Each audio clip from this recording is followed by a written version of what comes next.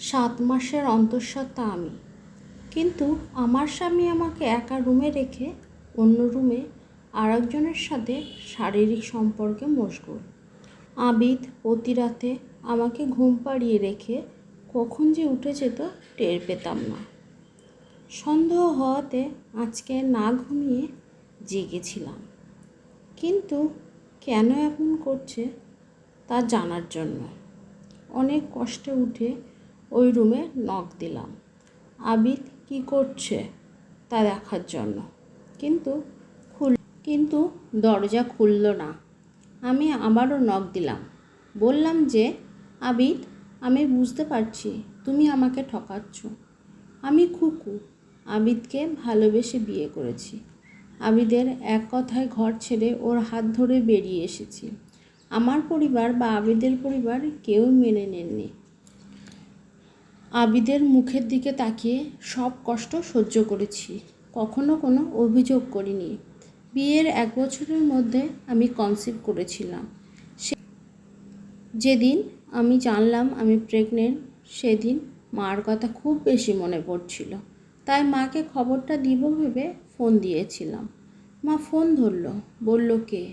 আমার কণ্ঠ শুনে মা বুঝতে পেরেছিল যে আমি ফোন দিয়েছি, তাই মা বলল, কি চায়?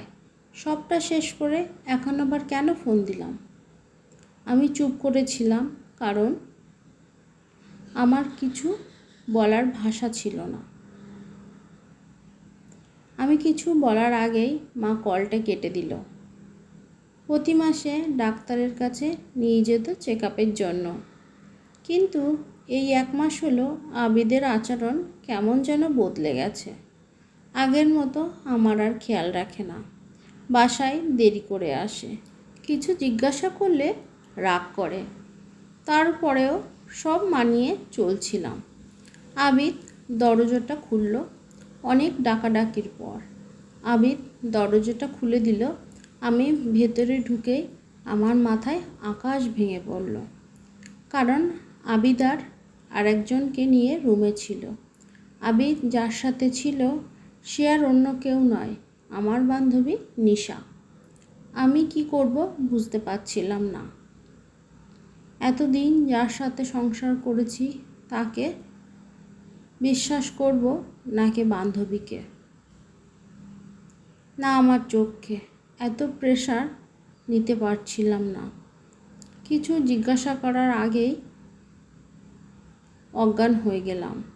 যখন জ্ঞান আসলো তখন চারিদিকে তাকিয়ে বুঝলাম যে আমি হসপিটালে আছি। উঠতে যাব তখন এক নার্স এসে বাধা দিল। এ কি করছেন? এই শরীর নিয়ে উঠছেন কেন? নার্স বলল, আচ্ছা সিস্টার, আমাকে এখানে কে নিয়ে আসলো? একজন ভদ্রমহিলা আমাকে অজ্ঞান অবস্থায় হসপিটালে নিয়ে এসছে। নার্স বলল, কে নিয়ে আসলো তা ভাবতে লাগলাম, আর আবিদ কোথায় তাও চিন্তা করতে লাগলাম। আবিদকে একটা কল দিয়ে দেখি কোথায়। সিস্টারের কাছ থেকে ফোন নিয়ে আবিদকে কল দিলাম, কিন্তু আবিদ কল ধরল না। বুঝলাম আবিদের কাছে আমার আর প্রয়োজন ফুরিয়ে গেছে। একটু সুস্থ হওয়াতে আমি একাই বাড়ি চলে গেলাম।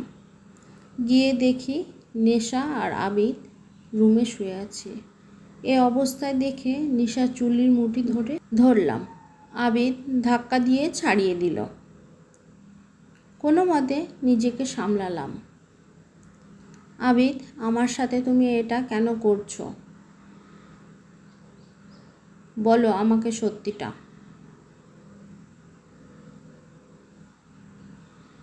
গল্পের পরবর্তী অংশ পেতে অবশ্যই আমার চ্যানেলটিকে সাবস্ক্রাইব করবেন, আর পরের পর্বে এই গল্পটির পরবর্তী অংশ আপনাদেরকে আমি শোনাবো।